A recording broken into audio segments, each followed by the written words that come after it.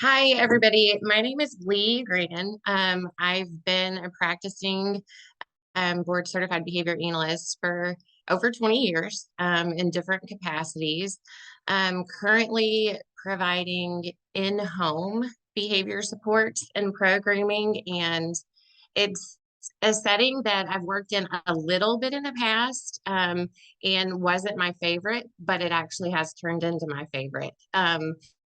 Families are so cool to be a part of. And, being in a family's home, let's say if we're providing 30 hours of intensive ABA per week, it's almost like you get the opportunity to kind of be a family member and really blend in. So I think you can be even more effective in providing that kind of in-home programming. The kiddos that you will see in this presentation are provided services through Positive Behavior Support Corporation. That is the company that I'm currently working with. I have provided on the first slide my personal email and my cell phone address just for ongoing correspondence. I welcome any questions and welcome any correspondence moving forward. You might find that my personal email and my cell is better for texting. So just the invitation's open, you guys. So we're going to talk about some ABA applications in the home, and I hope you guys find that it's pretty user friendly. I kind of went through this. PBS is a company that does ABA servicing in the home. We go into the community as well, some into schools, but not as much. And we provide that ongoing support for families who have registered behavior technicians. So it looks like what I'm sure a lot of you guys are familiar with. The BCBA goes in, does an assessment, gets lots of information from the parents, especially, puts together a plan. And once a technician is placed to provide those high intensity services, then the BCBA comes in, monitors data, updates programming, et cetera. So ABA in a nutshell, I think it's misconceived that, ABA is kind of sometimes seen as sitting at a table with a kiddo and just drilling flashcards, and not the case at all. So can be applied to nearly any skill. So if we talk about the science in two ways, so, teaching those appropriate behaviors by breaking the skills down into small units. So that could be for our beginning kids, maybe just teaching requests for desired items, requesting more time when they have to transition from a highly preferred activity to a not so preferred activity. And it could be increasing independence in a number of daily living skills. So I have kids right now that are working on something as simple as grabbing the waist of their pants and pulling up, or it could be a whole toileting routine, a hand washing routine, getting dressed. It could be a number of daily living things. And I think that's what's cool about being in the home is building in those everyday routines, making those teaching opportunities, because that's what's going to benefit the kid most and the family the most. I know as a mom. And then decreasing maladaptive behavior. And so we're not just looking at taking behavior and getting rid of it, but the key to the effective ABA programming is that there are replacement behaviors being taught. To give you an example, I just was finishing up a plan, and this is a kid who is completely unable to communicate using words, doesn't follow any instructions, doesn't respond to her name. And so I actually worked with her yesterday, and I only put a few problem behaviors in her treatment plan. But yesterday, when I started working on picture exchange, a lot of different problem behaviors also evidenced, including dropping to the floor, eloping from the area. We already had climbing on the refrigerator on there. I'm trying to think of aggression evidenced as well. So it's not just that we want to get rid of those behaviors, but we want to replace them. And that's the very important emphasis on teaching communication. So we're going to at first teach her to get things that she wants. So Yesterday, honestly, we were working on requesting chicken wings, and we were requesting mandarin oranges. And then we want to get more complex so that she could teach or she could request our attention. She could request for us to remove a demand, for her to take a break, and we'll get there because a lot of her problem behaviors do serve the purpose of getting us out of her face and getting the things that she wants very badly. So an example, and I talked about breaking skills down, such as teeth brushing into smaller steps. So this is just an example of a task analysis that I put together for teaching teeth brushing in the home. And so this can be overwhelming. It could be overwhelming for a parent. It can be overwhelming for the kid if we look at 17 steps that need to be taught. But when we break down the skills or the skill into different steps, we could start with just having the kiddo find their toothbrush and maybe opening the cap of the toothpaste. And then, we'll do the rest of the sequence. Or maybe we start with them just putting their toothbrush away, and then we can gradually increase what we're having them do as part of that sequence once they start being successful with those small little bits. I promise I'm going to get to some more fun stuff. I've got lots of videos, but need to cover a couple of concepts. One is positive reinforcement. And so when people hear positive reinforcement, they hear the word positive and think that it means something happy, upbeat. That's what the word positive means, right? But let's think of positive in terms of a plus symbol. And so that plus symbol means adding. Okay, so positive reinforcement means that something is added after a response. It could be something that we think is socially good. It could be something that we look at socially as not good. But the positive only speaks to that plus sign, that it's added after a response. So a simple example is that upon seeing a strawberry, a child imitates the word strawberry, and then they get access to a strawberry. And if getting access to the strawberry is actually a reinforcer, then you might see that the child says strawberry by themselves when seeing a strawberry again in the future. So positive, added, and then it increases the likelihood that a response will occur again in the same context. But let's look at it in a couple of different ways. And these are examples from kids that I've worked with recently. I have one that's working on a morning routine. And so mom really wants him to be independent and not having to tell him 59 times to get your clothes and put them on, brush your teeth, put your shoes on, not to be confused with what goes on at my house in the morning. I'm applying these strategies all day, every day in my home. Just kidding. So on Monday morning, mom tells the child, John, wash your face and get dressed. And then we build into the schedule that he gets to eat his favorite Pop-Tart after he completes those 2 steps of his morning sequence. It's something natural. It's a natural consequence, but it's also, think of the plus sign. It's added after he does a couple of things. And if it's a reinforcer, then we'll see that he'll independently wash his face and get dressed on Tuesday without mom having to tell him, because he knows that Pop-Tart's coming. One kiddo that I work with, attention in all forms, and especially when I started working with him, attention in the form of hearing the don't do that, stop doing that, you're going to get hurt, really seemed to increase problem behavior. And so this is an example of this. So upon seeing his dad, John uses profanity. So then John's dad tells him to stop, don't do that. Those words aren't nice. So then John uses even more profanity the next time he sees his dad. And I was able to observe that in just a small 10-minute segment of time, that once dad reprimanded once, then he drastically increased the rate at which he was using profanity. So you could kind of, in living color, in real time, see the effect of positive reinforcement. So the reprimand, you think of the plus symbol, it's just added.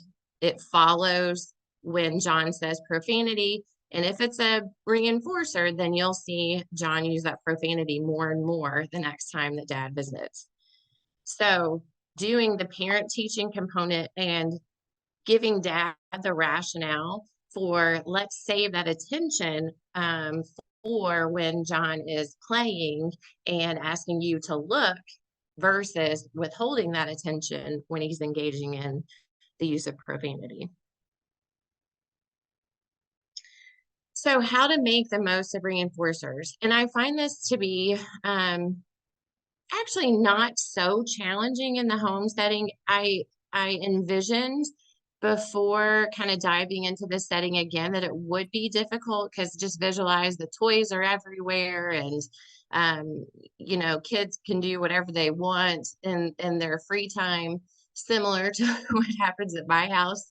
But it's not the case. And I see that most families are already trying to control access to toys and preferred items.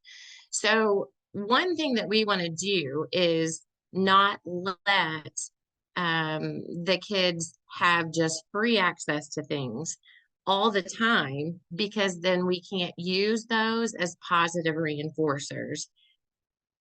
It's more powerful if they don't have access to those things, and then they're more motivated to earn them. And one way that we've done that, and this family actually already had it set up, I think kind of for a different reason, just because this child engages in a lot of property destruction, um, having all of his toys kind of neatly organized in a closet that stays locked. And so before we start doing activities, one thing that we could do is open the closet, and he's at the level that he could scan all of those items and pick something that he wants. So that kind of deprivation of preferred items will increase the powerfulness. And then if you wanted to teach requesting, for example, the little girl that I was talking about yesterday, teaching her to request mandarin oranges, I had to talk to mom about not having the oranges set out in a bowl on the counter anymore, just because she could run away from me and get one herself, and she's used to peeling them herself and eating them. So limiting her access, but also taking advantage of meal times and snack times that, you know, the child is going to be hungry anyway. Again, that deprivation of food and hunger is going to make those things even more powerful.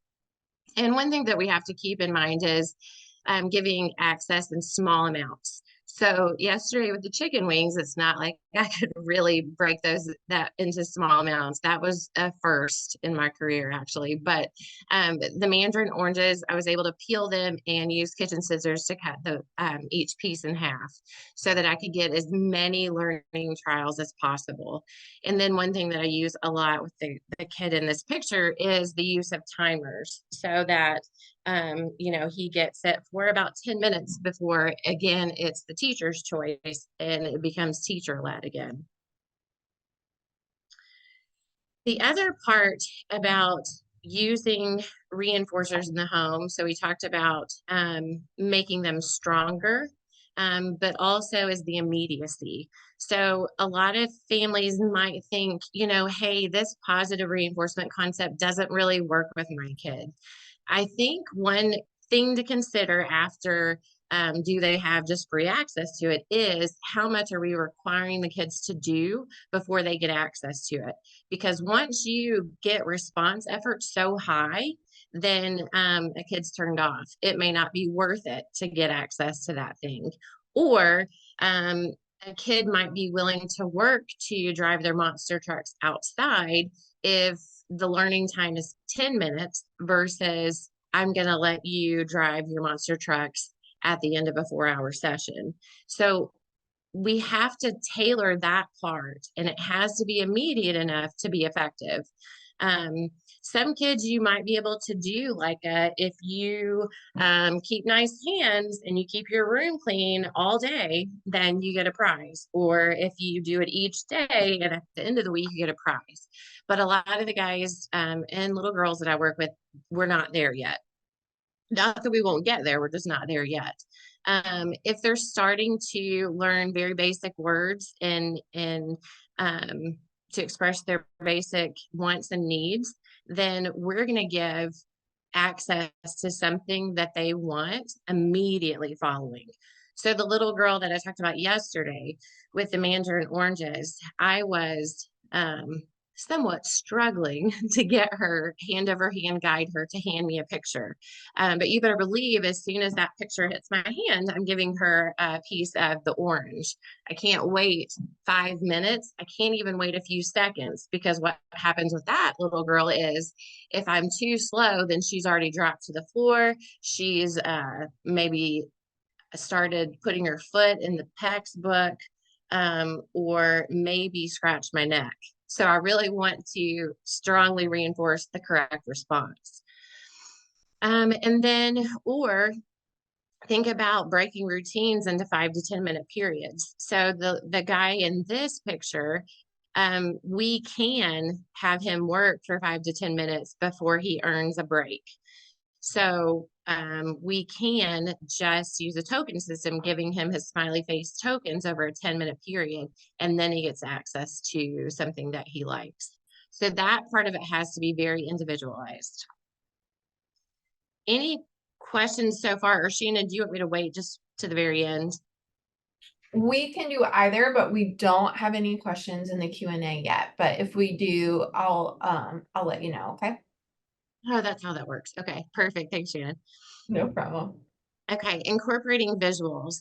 I think that everyone in supporting persons with developmental disabilities and persons with autism, the go-to is visuals. But there isn't just a one size fits all. It really has to be tailored to the child. For this kid who we made this routine schedule for, so it includes flushing the toilet, washing hands, taking medicine, brushing teeth. Can't make out the other picture. But anyway, and some of them are like cartoonish pictures. But he's absolutely able to discern what those pictures are, and he can earn a check mark across each activity. However, with a lot of the learners that I work with, we use very clear actual items in the environment. And it may not be that we can put together a sequence of 5 pictures, because that's too complex to digest at that point. It may be that they're starting off with one picture that they're matching to an area. Or it may be that it's a priority not to work through a schedule with that child, but instead to really focus on communication and put that picture schedule part aside until some foundational skills are established. Again, the use of this, we are thinking about with the visuals, the immediacy of access to a reinforcer, a break. So it's really cool if you're able to do a sequence of activities with a kiddo to make their last activity an activity that is preferred. So not only is it that they're getting access to being all done when they finish the sequence, but they're also learning to do these less preferred activities and ending or getting access to a preferred activity at the end of the schedule. So to talk about this little guy, so we started a poop in the potty visual in which he got 2 poop in the potty pictures. Then he got to he likes to go to Shields and ride the Ferris wheel. He likes to go to the museum. So once he started infrequently having bowel movements in the toilet, we started this kind of visual. this is, we put together this contingency. Grandma and I did it together. But this consequence, not quite immediate enough. He, I don't have his data on bowel movements in the potty, but it did not increase significantly with this contingency in place. However, um, he had a gigantic surplus of eggs following Easter, and if you put a couple of pieces of chocolate in each egg, he has actually had several bowel movements recently just because he knows he gets to pick a surprise egg and see what the surprise chocolate is inside of it. Very immediate access to reinforcement. And I wish I had the chart for it, but it's really increased. And for this guy, it's really important. We're actually starting with poop in the potty before peeing in the potty. He exhibits, which we haven't seen maladaptive behavior in the last 3 weeks, maybe just a few minor instances. But in sessions, we would see in a 4-hour session as many as 100 instances of aggression, disrobing and defecating in the floor. So working on that kind of replacement behavior of we defecate in the potty is super important. I think we have compliance to a place now where we actually do some more intensive toilet training. The other thing that would be key to this we talked about is, the immediacy, but again, looking at the deprivation, like how much free access does he have to go to Shields to get on that Ferris wheel? And I think there were trips outside of the contingency, so that kind of weakens the power of using that for bowel movements. Here is his visual schedule, and you can see it's weathered some storms, but he is able to, if I show him his schedule, he's able to label going through each activity. And what you'll see for this, and we've actually been able to add activities to this to really start increasing demands. Haven't been able to do that for quite some time just because the rates of problem behavior were too high that it would not be responsible or good behavior analysis to say, I'm going to also increase the complexity of the demands while you're already exhibiting high rates of problem behavior. But each kind of non-preferred task is followed by a preferred activity. So, we always start session with Jesse's choice, get some buy-in at that point, see what he's motivated by that day, and then say, okay, next, let's get dressed. And then once again, it'll be Jesse's choice. Then we're going to do a potty routine, and then it's your choice. And so that kind of, you do a low probability activity like getting dressed, followed by a high probability activity of getting to play. And over time, and I could show you his problem behavior data if we have time at the end. Over time, we've seen a dramatic increase or decrease in problem behaviors and increases in all kinds of replacement behaviors. One of the other uses of visuals that I found super effective is to make what I call a choice board. And so this isn't necessarily for kids that are exchanging pictures for communication, but this is simply a visual of these are some of your choices. So a lot of the kids, for example, the kid we were just talking about, he does ask for things that he doesn't see. You know what I mean? Like he knows his monster trucks are outside, and so he might ask for monster trucks. But there are certain days that we'll go and he just can't think of an idea of anything that sounds good. So we then have that visual prompt to show him, like, again, these are some options. Some kids you could just list options. You might open an organized closet of options. And for one kid that we're not doing picture exchange, we're just doing one word requests. We've really had some luck in him making independent one word requests by using a choice board visual. And so we are going to have to start using a delay, letting him have the independent ability to make a choice before showing him a visual. Okay, so this is just an example of the picture schedule in action. Now, I want you guys to keep in mind my outfits in all these videos are super nice. The deal is, I mean, I'm always prepared to sweat, to maybe have pee pee on me, just a myriad of things. So I dress for comfort. Here we go. Let me turn the volume up to max.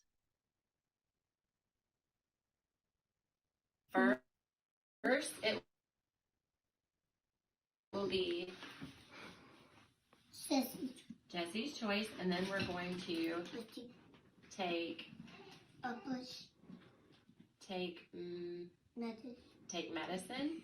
Then it will be Jesse's choice. Then we're gonna go for a walk. Jesse's choice, and then potty. Eat dinner. Jesse's choice, and take a bath. What is this? Oh, big sprayer. A big sprayer, yeah. He's getting his hair washed. And medicine. Take medicine. Okay, we're in Jesse's choice right now. When the timer goes off, what are we gonna do? Medicine. Okay. Not the highest quality videos either, but here we are. Whoops. First, it will be under. Okay. We had a question. Okay, Is that all right? sure. Someone asked, what are ways to create a climate where the child intrinsically wants to do a task? So a lot of times, I think if you start off with identifying the activities that kids are already interested in doing, I think this kind of sequence will be effective in slowly building that repertoire. Do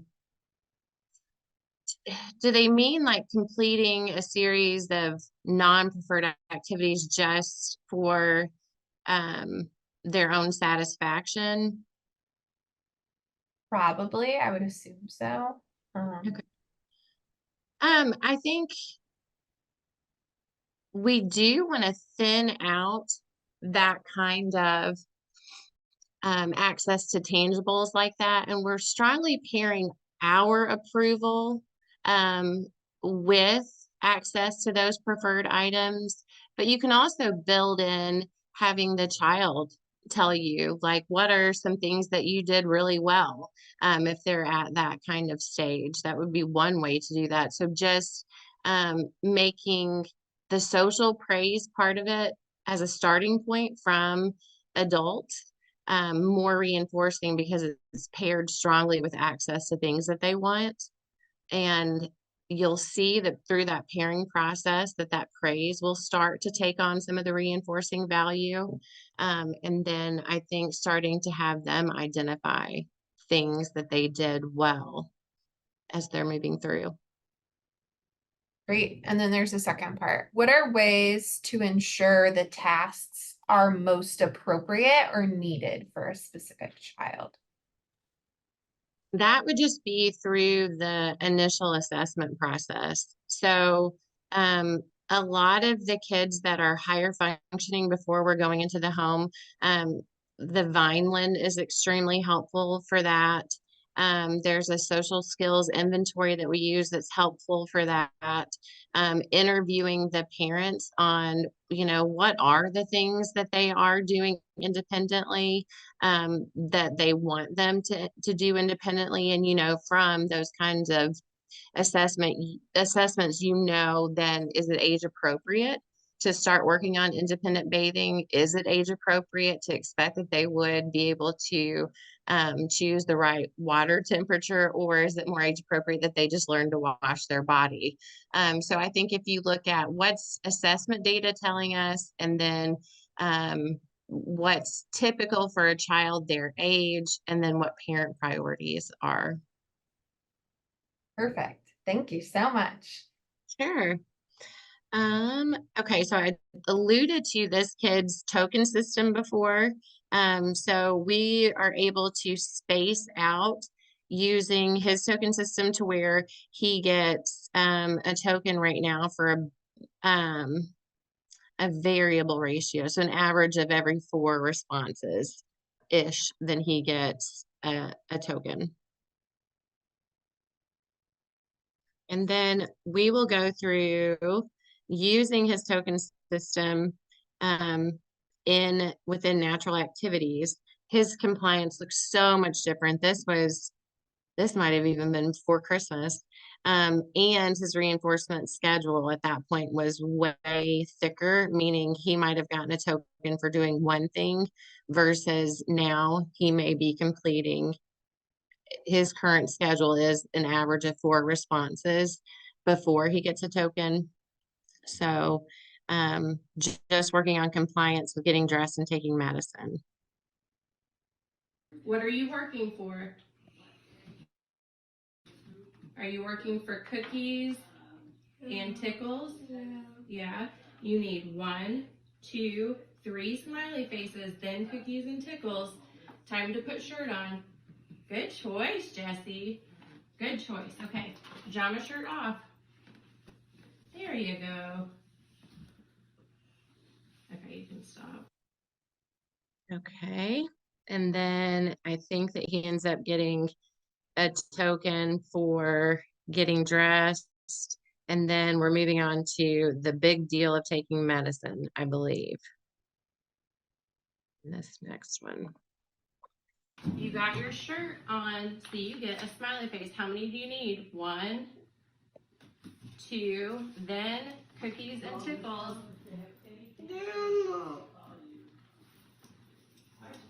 Okay. Okay. I know, but I can't understand why. Nice job putting on your shirt, Jessie. Look, you get another smiley face. Now you get your last smiley face for taking medicine. Then cookies and tickles. Hey, let's go take her medicine. So when we get closer to you, so taking medicine, you'll see in the next slide, has been quite challenging. And so, What are you working for? dang it, I keep doing that. It's Are been you quite working for challenging. And so there have been periods of time where we're kind of waiting him out for close to 45 minutes.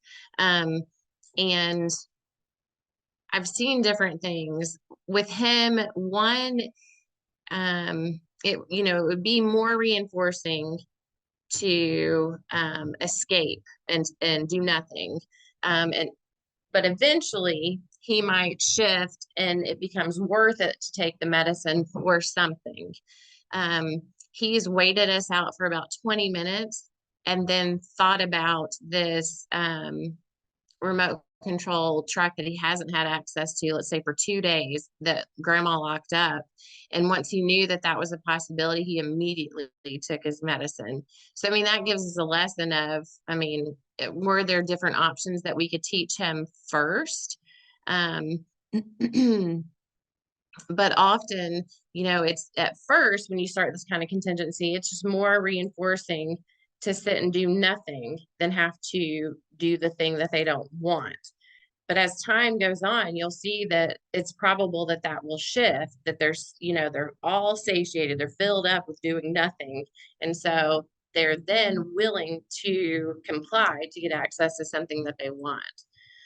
And this is a kid that we've been able to really shift motivation for praise and playing with us as a reinforcer. And you can see more and more that when we provide praise and I go over the top with excitement, that he starts to smile. He's not a kid that smiles a lot. So I think that, then you're starting to see, that kind of feeling of pride in the fact that he did something.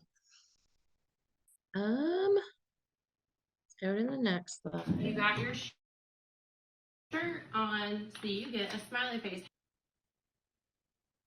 Okay, so we're continuing with the medicine, and I'm keeping it very simple and just repeating like first this, then this.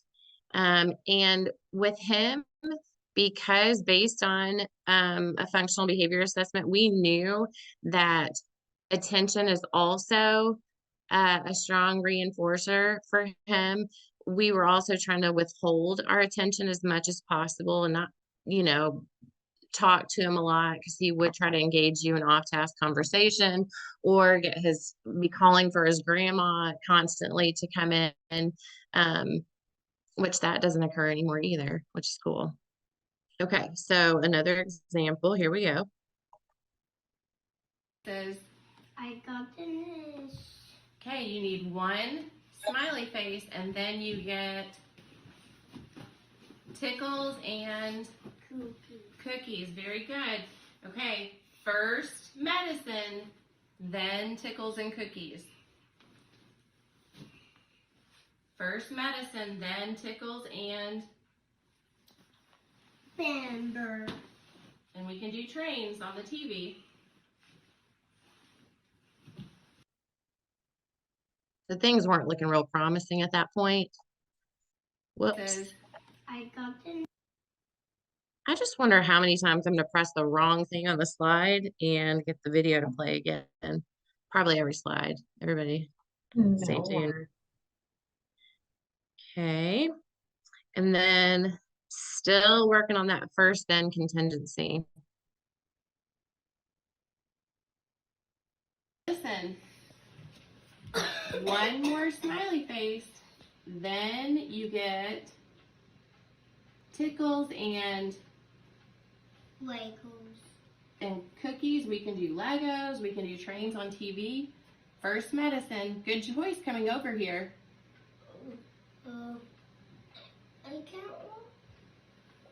Good choice coming over here. I fall down. I have a Ferris wheel. Yeah. Oh. You guys can kind of see he's so good at commenting on things like saying I can't walk, I can't come over there. I like Ferris wheels, just kind of anything to get you off track of what we're trying to do. One of my all-time favorite kids, most challenging favorites.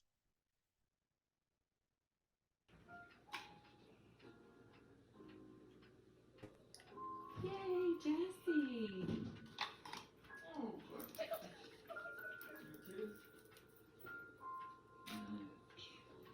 Last two. I think. No, this one has some in it too. This is it. And then you're all done. You're doing awesome. So proud of you. So proud of you.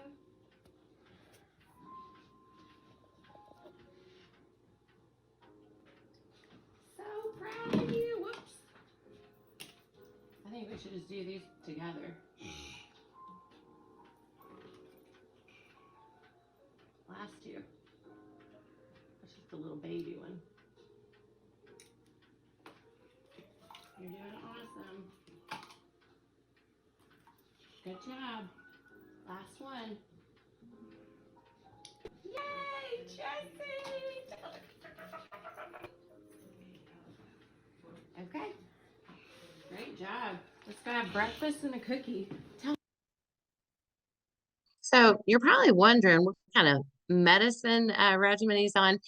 So Grandma tried to break it up into small little ones, thinking that maybe that would appear to be less aversive. There's been some medication tweaks since then, so this is no longer the presentation, but just throwing that out there. Listen. One more smile. So we're going to move on to teaching communication. And again, beating to death the motivation component. To give another example from yesterday. So I'm just starting with this family, so it's super hard to kind of arrange the environment to set up for success. So, we want this little girl who does not yet communicate, doesn't follow any instructions. we do want her to be able to respond in her natural environment. So, in the kitchen, in the living room, in her room. However, how things are right now, that's just too much space for her to cover. So it was kind of like I should have been on candid camera, because I would, and what I thought, I was gathering as many toys, that I could into a duffel bag. And then I've got the drink next to me. I've got some mandarin oranges next to me. But the second that I present that I'm going to prompt her to give me a card, she drops and escapes. And then she could pick up, I don't know, she would find something else to entertain herself. And she had so much space to run away. Additionally, she's used to being able to serve herself oranges and to open the refrigerator to get chicken wings out herself. So I was trying to gather up the toys, hold some oranges, block the refrigerator so I could control the chicken wings. So I mentioned to mom that in order to really be able to control the reinforcers, to teach her to communicate for them, we're going to have to start off in a smaller space. So figuring out what motivates is key. Not having free access to these things all the time is key. You can figure out what motivates just by watching a child when they're free to choose. With older kids, when I've done recent assessments, I ask them, like, what do you like to watch or look at or play or listen to? And to try to get some good ideas. I have recently done a more structured preference assessment, because we're really struggling to teach this child to discriminate between pictures to request. So when we put more than one picture of preferred items out, we're really struggling to get that accuracy up where we want to see it. The big thing is we are kind of baiting the environment. I think it's best when you're first starting off to teach a language is that you have possession of everything, or as many things as possible, so that they have to reach for it, approach you, look, and then that tells you that you can prompt some sort of language response that they get access to based or following that response. So, in this situation, there was a natural opportunity to teach an I want help response. So we'll look at the video for that. Is it over there? Is it over there? Uh-oh. Do you need help? Yeah. Okay, what can you say? Help. Leigh, help me, please. Say, Leigh, help me, please. Help me, please. Thanks for asking. Okay.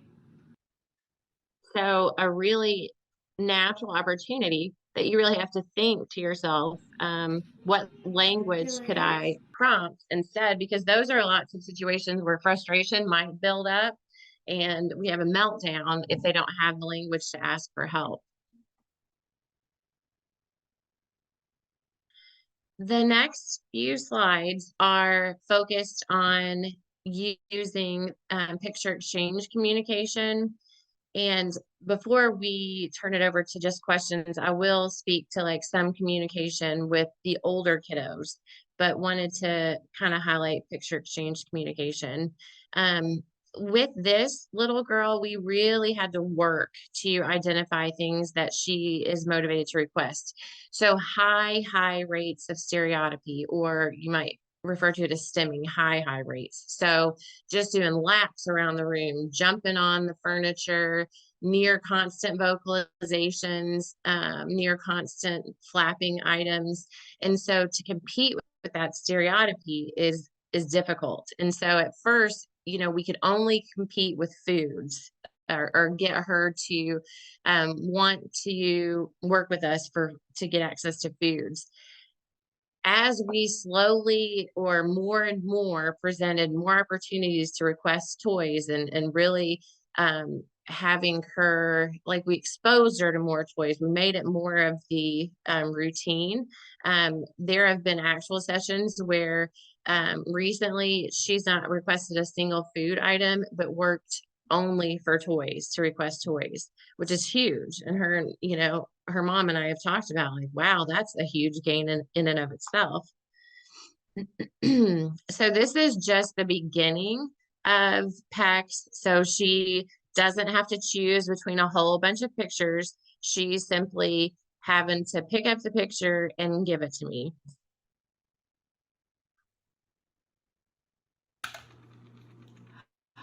Muffin.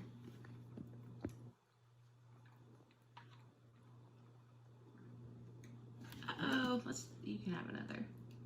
We can pick that up later. Yay. Perfect.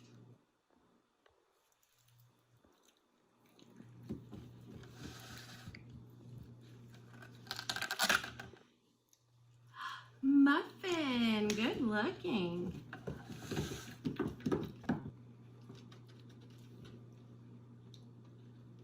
You found some crumbs?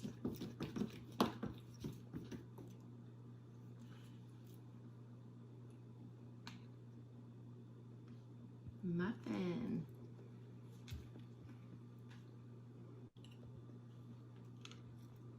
You're doing awesome, sis. Okay, that's perfect. Just the very starting out phase of teaching communication. And she is a little girl that has had quite a bit of instruction on sitting and completing tasks. So life looks a little easier in this situation. There's no sweat like pouring off my brow in this one. But those are when you're really putting hard work and sweat into it, that's where, the payoff is even greater when you see the outcome that you're working for. Muffin. Okay, then working on spacing out how far she has to travel to her book, and then how far she has to travel to her communication partner, and then eventually teaching her to gain the other person's attention.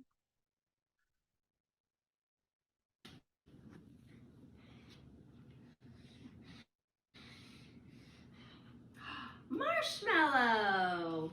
Good job. And that tapping to get mom's attention, I think that was one of the most rewarding things for them to see. To have, something that didn't involve pictures necessarily, because she would use it even if she were sitting next to them to get their attention. And I could see that kind of just lit their faces up when she started doing that she had that kind of independent communicative response.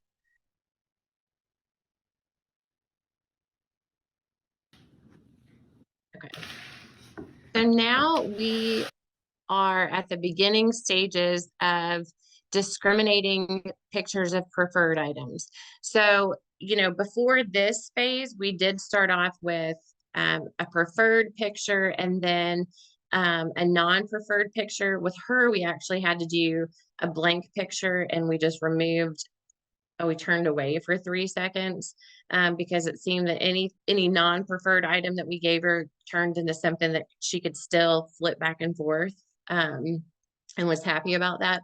So this involves a lot of error correction, but she didn't know that she did meet criteria across 9 different items for accurately choosing the picture, and then when given. Okay, so the child chooses the picture. And so let's say that she gave pretzels. Mom is holding out pretzels and goldfish and saying, take it. And we're looking for her to reach for pretzels, which matches the picture that she exchanged. If not, then there's an error correction procedure that follows. So you'll see error correction in here, but know that this is just at those beginning stages of teaching this.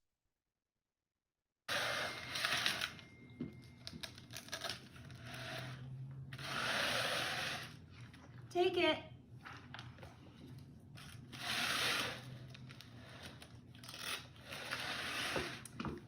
That's choosing Chex Mix.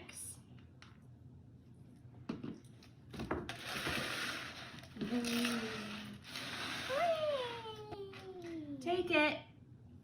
Good job. That's choosing Chex Mix.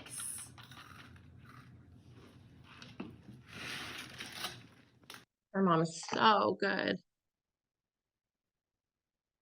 That extra hour and a half was good. Take it.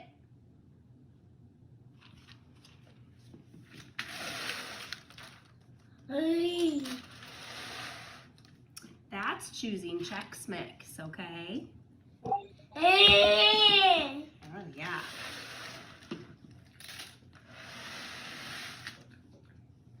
Take it.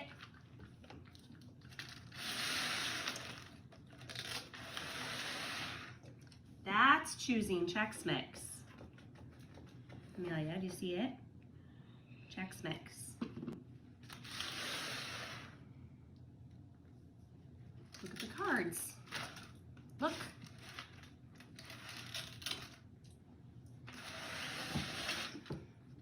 Take it.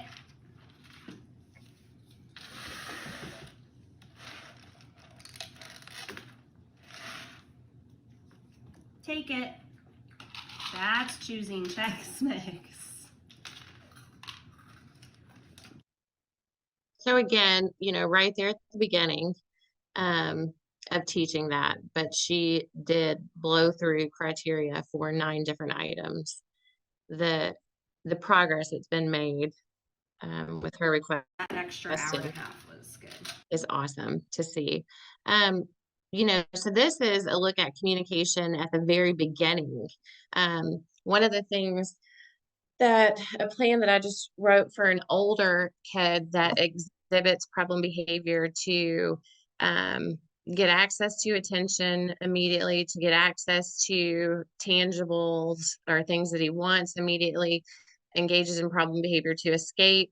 So I'm looking at the different functions. And so let's take escape first. He wants to get out of tasks. So I'm teaching him when and how to ask for a break. And he can take a break for 1 to 2 minutes to not go party, but take a break, not with his most preferred items, and then come back to the table. For attention, we're making sure that he can appropriately request for his sister to play, but also in the community for peers to play with him. And then with mom, we are also making a goal of him tolerating delays to getting access to attention. And with things that he wants, we're teaching to tolerate delays to getting access to those things. So he has a communication to ask for it, but you can't get it all the time. And so we need you to wait without attacking someone. So just some different kind of things that you could work on communication wise with some older kiddos. So that's what I've got. Any questions? All right, I don't see anything up here that no lingering questions.